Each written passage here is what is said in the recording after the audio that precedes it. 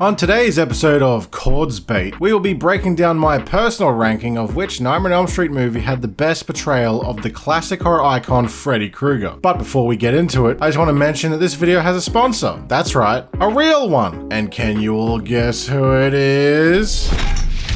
Raid Shadow Legends is a fun fantasy RPG game where you can battle sick-looking armies, dragons, monsters, all spanning across a giant medieval fantasy map with their own factions and rich backstories. And you can't have a fantasy game without dwarves! And Raid Shadow Legends is bringing the goods, as some of the new additions added to Raid's massive lineup of over 600 characters. It's time you met these crazy-looking legends. Enter the world of Raid Shadow Legends, which you can use the links below to download yourself on mobile or PC. This new faction of dwarves is a treasure chest of awesome designs, like Tormund the Cold, Samar Gemcursed, name says it all, or the Mountain King with more beard than you can handle, battle wenches with beer steins, this guy, it feels like a whole society. My favorite is the Demon Yeti. Before you ask, yes, I've also played this game. I found this game hypnotizing with all of its amazing art design, and all the locations and characters are a joy to look at. It's also very addictive to play. I had to record my own gameplay for this promo, and hours had gone past before I realized they had way too much footage. But enough about me, back to the plug. There's a ton happening in Raid this month. They've got special events every single day. The big update coming this month is the Guardian Ring. It's a huge feature that gives you a load of new ways to use your champions, including a whole faction guardian system, a new way to get legendary champions you missed out on, and there are some more giant updates right around the corner. Now, if you want to get a huge head start in Raid, all you have to do is hit the link in the description or scan my QR code, and you'll get an epic hero Chinoru, who is amazing in the Doom Tower. 200,000 silver, 1 XP boost, 1 energy refill, and 1 ancient shard, so you can summon an awesome champion as soon as you get in the game. All this treasure will be waiting for you here. Once you're in, you can find me in-game under the name Battle Chords, and if you're fast, you can join my clan. Just click the link in the description, and I'll see you in the game. Thank you, Raid Shadow Legends, for keeping the lights on. It was getting dark here. Now, onto the video. This has always been a video I was interested in making eventually. My favorite horror icon has always been Freddy Krueger, but for various complex reasons. And there's some portrayals I like, others I don't like as much, but they have never been in any typical order. And so I thought, since I uploaded no content during the Halloween season, and a little certain sponsorship was meant to come out in an earlier video, but due to scheduling conflicts had to be featured in a new video ASAP, and a certain someone only had time to make something simpler, enjoy my derivative ranking video of which is the best Freddy. Contrary to popular belief, but this character has always been perfect in my eyes. Never did I ever expect all of you would freak out over the Chills impression. Maybe I could even try an Australian version. Number 5, contrary to popular belief, Nightmare on Elm Street 1 is actually my favorite, but not because of anything featured in the rest of the franchise. It doesn't really roll off the tongue any better. Anyway, let's get into it. Worst to best.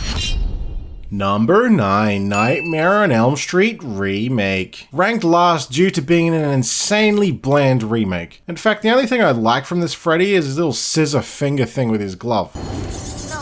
The rest is exactly what you cast Jackie Earle Haley as Freddy for. The Rorschach voice mixed with his baby bear from Sesame Street accent. Hi, Chris. You look just as beautiful as ever. Hi, Chris. You look just as beautiful as ever. Your mouth says no, but your body says yes. Your mouth says no, but your body says yes. The other reason this is at the bottom is because of the makeup. I like the idea of him looking more like a legit burn victim on paper, but for some reason the makeup is so thick that it actually froze his face. Also, CGI hole in the cheek. No, nah. Just like when the budget said, nah, we're not doing this effect on this shot so you can still see the green. Also, he does that overly dramatic yell right after starting a calm sentence. You think you could turn back time? Answer me! No. Look at me. Look at me! What do you say? Look! You will listen to me. Listen! like, it's like the RoboCop remake. Looks good in a screenshot, but when you sit through it, you're like, I'd rather watch the 80s original, which was made on financial desperation and probably lots of coke. The most frustrating part of the remake is Freddy is so unimaginative. Just stabs people, and that's it. No crazy locations, no turning into a weird creature or shape, just jump scares, and that's it. I remember at the time there was this promo where the girl's in the attic shining her light around. She pans her light past some boxes, and you just see Freddy's eyes peering from the shadows. Now, I don't know about you, but that's what I deem as real life scary. Imagine being in the comfort of your own home, and then suddenly there's that moment you notice a threat has been there the whole time. I live in Australia, so my childhood always had that moment of minding your own business, and then bam, Huntsman Spider has come into the house and has just been there the whole time. But anyway, what was in the remake? Freddy edits in front of her. Next. But at number 8, it's A Nightmare on Elm Street 5, The Dream Child Freddy. Alrighty, onto the original series where I don't actually hate any of these Freddys. Now it's just me playing favorites with my children. And you're probably asking yourself, hey Cords, why are you making such a stupid video just because you have a sponsor? Good question. I'll be saving Freddy's Dead for later on in the list for various reasons that we'll get to. But this Freddy was essentially the second last nail in the coffin for the original series. This is when Freddy's entire character is essentially set in stone as a wisecracking clown. Especially this one, because it's a weird mix of style over substance, with Freddy manipulating the unborn baby and the over-the-top MC Escher imagery finale mixed with, and then Freddy says a one-liner. Back here! Dan, put your pedal to the metal, Dan! This boy feels the need for speed. You can tell this was towards the burnout of the Nightmare on Elm Street sequels, and they were essentially just hiring any director that could make a cool image, especially going all the way to Freddy becoming a cartoon character and then killing a cartoon character. That being said, this movie gives two creature variations of Freddy I've always liked. One is Motorcycle Freddy. It's cool. It's very cool. Better not dream and drive. The other is Baby Freddy. Now you can keep your Baby Yodas and your Baby Groots and your DeBabies and your Baby Borns. Look at all the things Baby Born's eating. Baby Freddy all the way. One of my favorite traits about Freddy is when he kills his victims based on their fears or exploits and insecurity. I don't care about Super Freddy just because one of his victims is a comic book artist. Told ya! Comic books was bad for ya! But a girl whose controlling mother who is manipulating her into being thin? That's why we diet, dear. So we can eat at social events and not upset the other guests. Freddy exploits that by force-feeding her. That's the Freddy I enjoy the most. You are what you eat! However, I don't like Freddy's resurrection in this movie, It's a boy! because it undermines the sweet ending from the next movie on the list. At number 7 is A Nightmare on Elm Street 4, The Dream Master. This is the quintessential 80s Freddy, and as dumb as it looks seeing Freddy put on sunglasses on the beach, this is essentially the moment Freddy stops being a scary villain and adopts his new stereotype as an icon. No one would go to a Nightmare on Elm Street sequel to be scared ever again. This time they're going to cheer when he kills. Even Rennie Harlan said he wanted to turn Freddy into the James Bond of the series, which is why I love this movie. Despite being so low on my list of Freddy portrayals, that doesn't mean I don't love just popping this movie on and just having fun. And Freddy has a bunch of great and weird tricks in this movie. Robot hand for no reason. Turns a girl into a cockroach just so she can be in a roach motel. You can check in, but you can't check out. This is an instance where Freddy has some quotes I love, but none of them are the dumb puns. One of my favorite lines of his before breaking this girl's elbows is this. I don't believe in you. I believe in you. That's the dark, sinister side of Freddy I always gravitate towards. Not when he's regurgitating one-liners that took no effort to write. How's this for a wet dream is pretty great though. But another reason why this movie is so fun is because of how ludicrous Freddy's magic logic is now. Comes back to life because a dog pissed on him. It's just a fun movie. And although how Freddy is defeated at the end isn't my favorite script excuse, it is enhanced by the sweet montage of Alice suiting up with all the tokens from her lost friends.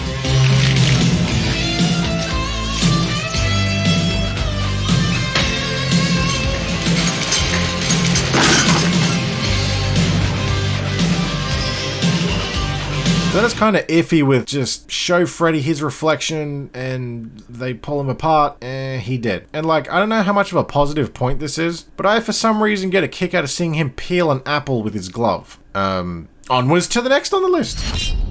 At number 6, we have A Nightmare on Elm Street 3, The Dream Warriors. Now, this will seem weird being so low on this list, but this is my picks for Freddy's portrayals, not the movies as a whole. And I know this one is unanimous as either being rated second in the franchise, if not a lot of people's first, and I wouldn't even disagree. Dream Warriors introduced almost all of the traits that would define Freddy for the rest of the franchise. And with the introduction of the Dream Warriors and the ability to control your own dream, opened up the creative imagination of this franchise. Sorry, kids. I don't believe in fairy tales. Freddy's nightmares would no longer be exclusive to your current location or his boiler factory. As for Freddy himself, now his portrayal and kills are way more creative, starting strong with turning into a big penis snake.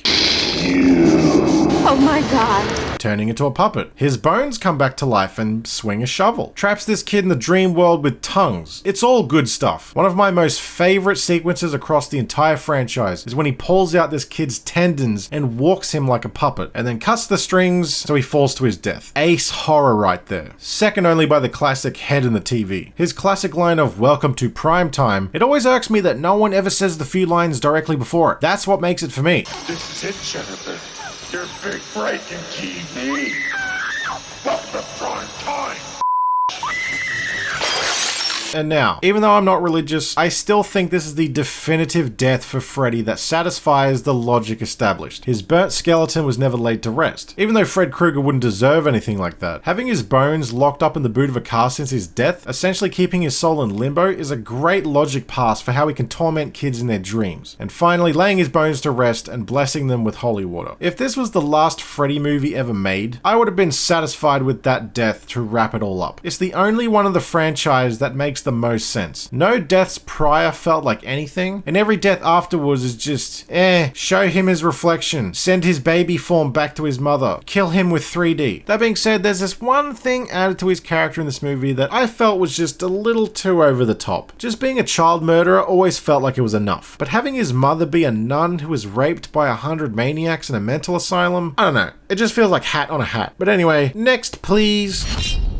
At number 5, we have the lone wolf of the franchise with Wes Craven's New Nightmare. So, I have a weird relationship with this movie. When I was a kid, I was always fascinated by the VHS cover in the video store because I wasn't old enough to watch it yet. And I was like, man, I really want to see this movie where Freddy has a Terminator knife hand. And I didn't know who Wes Craven was. I thought it must have been a character all throughout the franchise who keeps surviving and this is his new nightmare. And then I finally got around to seeing it, and thankfully at an older age where I could appreciate it for what it was. That being said, I love the first 3/4 of the movie. It's this amazing, fresh mystery story in a setting you're not used to. You can literally see the birth of Scream in this movie.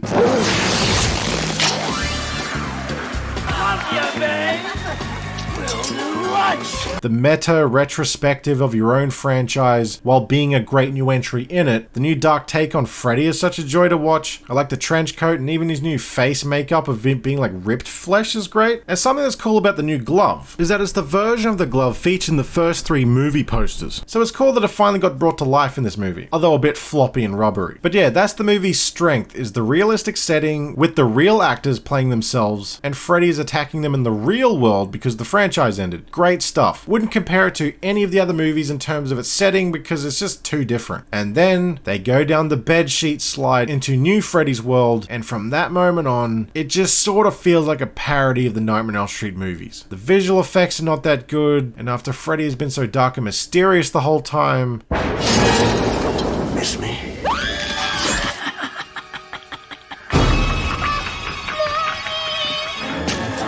Hey Dylan, ever play Skin the Cat? Suddenly it's just classic Freddy bumbling around, getting his tongue stuck and he's pulling this silly face. Ugh. Every time I rewatch it, I'm sucked into the story, but once the showdown begins, it just feels like a worse movie has started. But still, plenty to respect with this movie. So onwards to some actual strong opinions. Number 4, Freddy's Dead. What? The dumbest movie in the franchise ranks so much higher than the rest? That's right. And don't worry, it frustrates me too that it's so high, because for a ranking on portrayals of Freddy, this movie is the worst. I'll get you, my pretty, and your little soul too. No screaming while the bus is in motion. Now I'm playing with power. To beat my high score. Even his makeup sucks, but I have a lot of bias with this movie, mostly due to the fact that it was the only Nightmare on Elm Street movie I was allowed to watch growing up. But I'm not ranking this movie due to nostalgia goggles, because despite how dumb this movie is, it has 2 elements in it that are some of the best contributions to Freddy's character in the entire franchise. One of the best Freddy set pieces ever. Freddy tormenting a deaf kid gives him a demonic spider hearing aid that boosts his hearing. So a pin drop now sounds like this.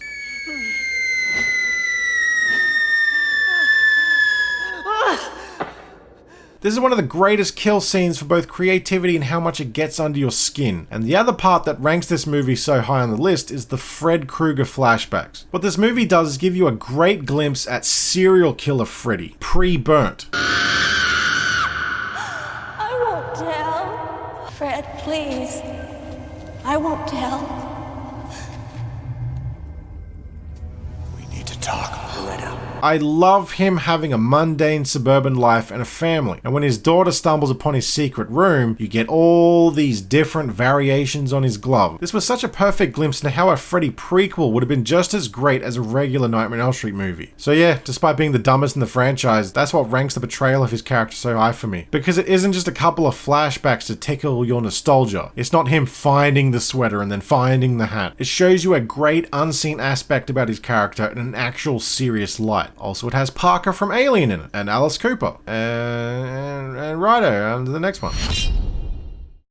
Okie dokie, at number 3 we have A Nightmare on Elm Street Part 2, Freddy's Revenge. Now, although this movie isn't that high up on my list of favourite Nightmare on Elm Street movies, I do love how it's the only sequel that cosmetically feels like the original. This is that weird window where they had no idea what to do with this property. They even thought they could make a sequel without Robert Englund.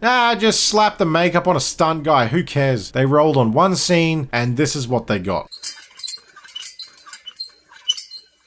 So yeah, got Robert Englund back on the phone real fast. But the reason why this is ranked so high is because I feel that the makeup for Freddy in this movie is the best it's ever been. They tried to give Freddy a witch look with a hooked nose and extended chin, and it works. Just look at the makeup during the pool party. He genuinely looks terrifying. What kind of bugs me about later movies is how much Robert Englund's smile and kind eyes began to show through the makeup. Despite ranking Freddy's Dead so high, that was probably the worst makeup. And the reason I ranked this Freddy so high is because he's not really a wisecracker. He's not a jokester. He laughs, he finds pleasure in tormenting, but he's not quite lunchbox material yet. And going back to the aspects of Freddy I like over the stereotypes of what the character became, as a kid I never picked up on the gay undertones of this movie. It was always just another Freddy movie to me. And after seeing more of that response to the movie over the years, as well as watching the amazing and heartbreaking documentary Scream Queen, it still doesn't make me see the movie in any different way than the rest. Because I've always seen Freddy as a manipulator. If Jesse is secretly gay, well of course Freddy will know, but Freddy isn't going to be homophobic towards him. He's going to play with it. He's going to force it out of Jesse, but in the worst way. Like in 5. If this girl hates being kept thin because of her mother, then Freddy isn't going to starve her more. He's going to force feed her until she chokes. The entire Nightmare on Elm Street franchise has always addressed taboo subjects, whether it's suppressed homosexuality, drug abuse, suicide, and even sexual abuse. Basically, whatever demons you're battling, Freddy will exploit it, which for me has always set him aside from the rest of the slashers who just kill teenagers. Most of the time, Freddy's weapon doesn't even matter, and despite the second movie being a rocky start to the franchise, it's just the creative breeding ground established by Wes Craven. But anyway, let's get to the goods. Second is the one and only Freddy vs. Jason. And I don't care what anyone says, Freddy vs. Jason was made at the right place, right time. It finally brought these two titans together in a post-Scream world, so it's self-aware of both franchises. And the kung fu visuals of Ronnie Yu make it a fun masterpiece to me. Yes, I said masterpiece. Unless New Line got the rights to Friday the 13th earlier and cast Kane Hodder, you weren't getting any better than this. Which leads me to this next bold statement. Despite being number 2, this is the best portrayal portrayal of Freddy Krueger to me, and this is the best final performance from Robert Englund as Freddy. The over-the-top goofiness that plagued later sequels is gone. Freddy still cracks jokes, but he's been brought all the way back to what worked. The makeup is gross again, his colors are faded, he's still a threat, he's still a manipulator, his nightmare worlds are still creative, and he still becomes a creature. He's so much smarter in this movie, and the second best glimpse into Fred Krueger the serial killer. I cannot praise this movie enough as a fan since I was a bloody pup. We just went through all the sequels' portrayals of Freddy, and this was the grand finale. Even the showdown between him and Jason, the more Freddy action and violence than we've ever gotten, when all he does is kill teenagers. It was great to see him hold his own in a dumb, over-the-top grudge match with another slasher icon. Freddy manipulates Jason to head to Elm Street, Freddy gets no credit for the deaths, then they fight in the dream world, and then they make it back to Camp Crystal Lake. Perfect, simple story that has enough cosmetics of both franchises to feel like two worlds are colliding. I wouldn't even say this is a guilty pleasure. You were not getting better than this movie. Best versus movie ever made, ever. And that's all I can really say. So, anywho, onto the winner. Now, of course, number one is the original. I wouldn't be a biased shill turned sellout if it wasn't. However, why I still go back to the original as the definitive Freddy movie is literally because of none of the reasons expressed in the rest of this ranking. Because the stereotype of what Freddy became is nowhere to be seen in this film. Every time I rewatch the original Elm Street, I have this superpower to switch off what the franchise became and just watch it for what it is. Which makes for a better viewing experience because you are literally watching Wes Craven and Robert Englund figure out Freddy as they were going. A silent killer with a mask and a big stabby object. Yeah, we ain't doing that formula. Nothing Freddy does or says in this movie is like anything in the rest of the franchise. Because as far as this movie was concerned, all it was doing was playing around with the scary idea of manipulating dreams. Freddy has stretchy arms. Freddy runs. He runs a lot in this movie. Every other movie, he's basically just standing there and then says a pun. He torments you with your dead friends. He injures himself just to shock you. Please, God.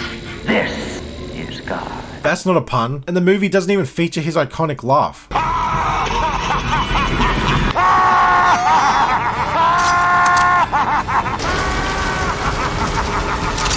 Yeah, not in the original. Freddy isn't a cartoon yet. He's Fred Krueger. He's some ratty old serial killer that figured out how to haunt you in your dreams. So the first movie still feels like Freddy testing his own waters as to what he can do. Even most of his voice in this movie isn't pitched down until the very end. I want my mother and Fred again. What? And what this movie set up with Freddy that, although it was in the other movies, the original plays with it the best. Freddy making you look crazy to everyone around you. Like, this film is exhausting with how nuts Nancy sounds the entire time. Also, with Freddy's origins of the parents from Springwood burning him to death, and now he seeks revenge, is the strongest it's ever been in this movie. All the sequels address his past, but that's just for exposition. This movie was the revenge movie. And there's even a deleted scene that I found out about later that I wished was still in the movie. Nancy's mother essentially tells her that she used to have an older sibling that was murdered before she was born. What gave you the right to take the law into your own hands? Because he took it into his hands to kill our kids. Glenn, Rod, Tina, they all had a brother or sister once. You too, Nancy. You weren't always an only child.